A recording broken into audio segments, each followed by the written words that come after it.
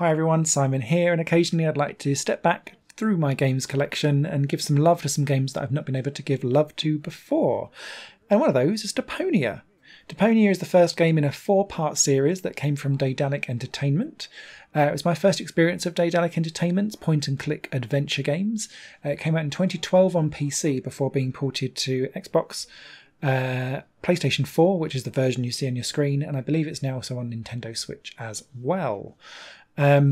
You can buy all the 4 games separately, or you can get them now together in a massive collection. I probably recommend doing that because it's cheaper, but I'll probably review them all in turn as I go back through them again as I'm revisiting them on PlayStation 4.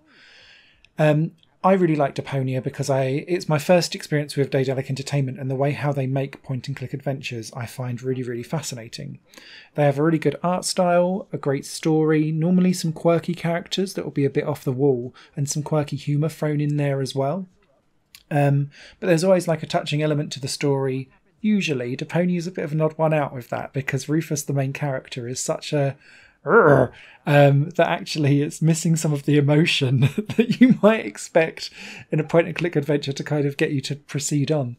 But what it lacks for in that emotional pull, it makes up for in its sarcasm, its humour, and its world building around you. When Daedalic step away from point-and-click adventures, sometimes their stuff's hit and miss.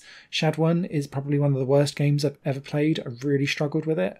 But on a whole, Daedalic are golden for being able to provide an entertaining experience, and I've bought pretty much all of their games ever since. Deponia takes place in the world of Deponia, and it's a play on words because in German, Deponie, and I've probably said that wrong, sorry Germans, stands for landfill site. And Deponia, in that world, everything has fallen foul of just being degenerated down and is now a giant garbage heap. So everyone lives in rubbish, the world is entirely rubbish, it's like a fossil fuel disaster zone, and Rufus is stuck in the middle of it all, living out a life of generally poor living standards, lowest rung of society, degenerate, thief, horrible person. Great for a main character, but he would dearly like to get out of Deponia and up into the floating city that's above him. That then becomes an opportunity when Goal, a lady from the floating city, falls down into Deponia, lands in the rubbish heap, and he can start off potentially a bit of a bargaining trade of getting Goal back to her husband, who is busy searching for her, in exchange for him being able to escape Deponia and live a life of luxury up on the floating city. For a point-and-click adventure, obviously you'll be spending a lot of time walking around, talking to people. The voice acting is really, really well put together. The way how the humour lands is genuinely funny. It's got a very certain sarcastic tone to it and like an eye-rolly tone. And if you kind of dig that, then I think you'll get much more out of Deponia than if you're looking for like highbrow humour. Highbrow humour is not what Deponia is about. But the characters are really well formed. You spend quite a lot of time in a few specific places, and so you interact with lots of side characters quite often as you kind of walk around circling, picking up objects and trying to piece together different puzzles as they go along. The puzzles themselves aren't horrifically obtuse. There's no broken sword goat, for example, thank God.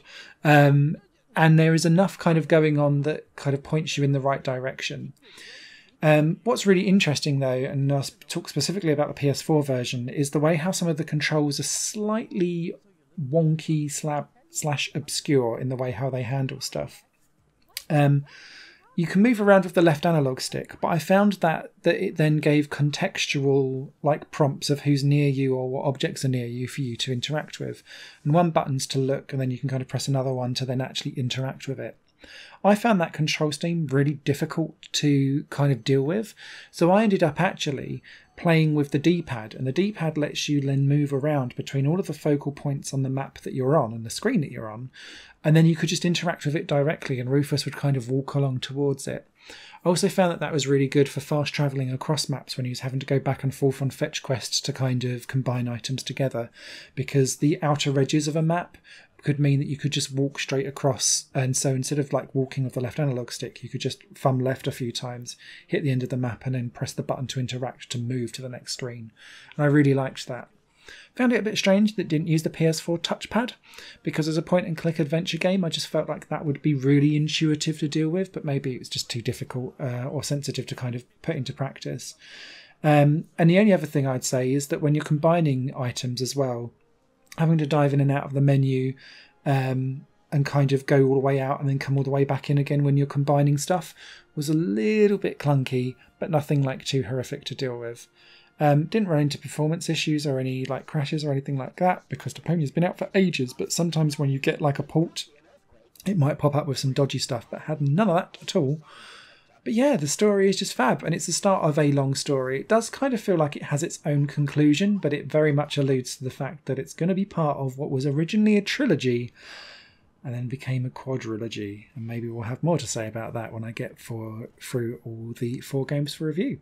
So yeah, Deponia. Love it. Do you love it? Let me know down in the comments below if you've played it, what you think of it. I do like this series, and so I'm going to give it 2 thumbs up. And this is one of those games that's always on a Steam sale.